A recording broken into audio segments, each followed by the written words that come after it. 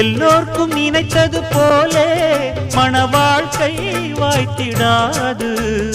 எப்போதும் ஒருவனை எண்ணி தவித்தேன், இப்போது நான் அதை கண்டுபிடித்தேன். கெட்டி மேளம் கேட்கும் நேரம் கூட மாமனோட. இந்த மாமனோட மனசு மல்லியப்பு போலே பொன்னானது. இந்த வண்ணமயில் அதனால் எண்ணியது போலே பூச்சூடுது.